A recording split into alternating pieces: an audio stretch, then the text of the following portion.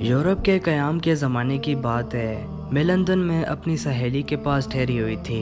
एक रोज़ मुझसे कहने लगी, आओ तुम्हें जंगल की सैर करवाती हूँ। जंगल में? ना बाबा, वहाँ जाते हुए मुझे तो डर लगता है। डरने की बात थोड़ी है, मैं तुम्हें अपनी आंटी से मिलवाऊंगी। मैंने हैरत से पूछा, आंटी? वो कहने लगी, हाँ, वो जंगल में रहती है। तो क्या वो अकेली जंगल में रहती है? कहने लगी, कुछ लोग और भी हैं, मगर वहाँ बहुत कम घर हैं। मैंने कहा, अच्छा। मैं बेदिली से उसके साथ अपनी सहेली की आंटी से मिलने के लिए चली गई थी। 1 घंटे की ड्राइव पर जंगल आ गया था। हम दोनों एक छोटे से घर में आंटी ग्रेस को ढूंढने लगी थीं। वो बावर्ची खाने में चाय का एहतमाम कर रही थी। ऐसा लगता था कि शायद उन्हें हमारे आने की इत्तला पहले ही मिल चुकी थी। वो आंटी खुशी खुशी बावर्ची खाने से निकलकर हम दोनों से मिली।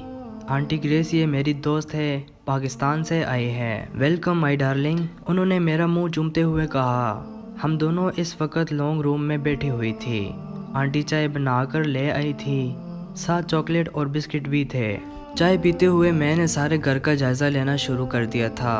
घर, और वो भी इस घने जंगल में 3-4 घरों में से एक था। कुछ फासले पर 3-4 घर और भी थे। अक्सर शिकारी वहां आकर ठहरते थे।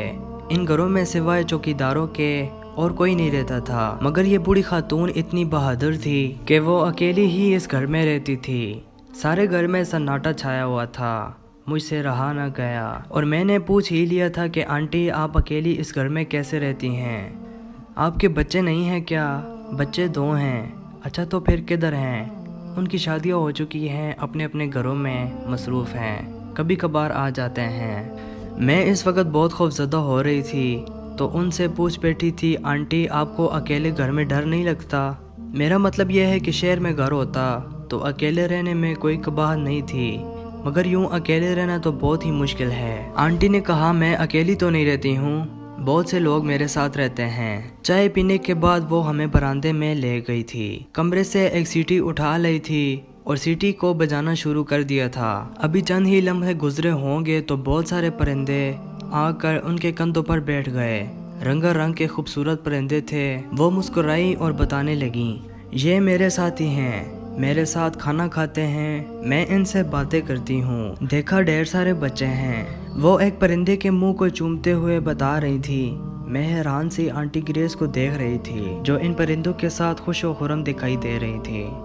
मेरी हैरत अंगेजी को देखते हुए वो मुझसे गोया हुई। न सिर्फ परिंदे मेरे बच्चे हैं, बल्कि 2 बिल्लियां और 2 कुत्ते भी हैं। मैं परेशान हो गई थी, पूछ ही नहीं सकी थी कि इस घने जंगल में अकेले रहना, और वो भी बूढ़ी खातून का। ये बात मेरे लिए बहुत ही हैरानकुन थी। सिर्फ परिंदों को ही अपनी औलाद बनाया हुआ था। आंटी ग्रेस ने 2 बिल्लियों को बुलाया और वो चुपचाप आकर उनके करीब बैठ गई थी। कुत्ते उस वक्त कहीं घूम फिर रहे थे। आंटी, ये जानवर यानी कुत्ते और बिल्लियां आपस में लड़ाई नहीं करते?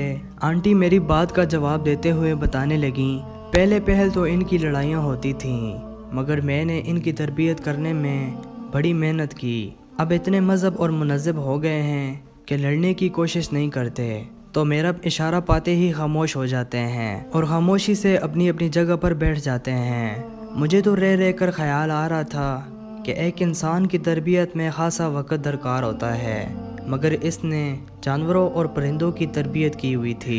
बहादुर खातून ने अपनी तन्हाई का हल ढूंढ लिया था। वो परिंदों और बिल्लियों और कुत्तों के साथ बहुत खुश थीं, और एक हम जो इंसानों के साथ भी खुश नहीं रह सकते। मैं वापस आते हुए सोच रही थी कि इस दुनिया में तरह तरह के लोग बसते हैं। एक खुदा ही है जो इंसानों को जीने का मौका देता है। मज़ीद इस्लामिक स्टोरी सुनने के लिए हमारे इस चैनल को ज़रूर सब्सक्राइब करें और साथ में दिए गए बेल पर क्लिक करें।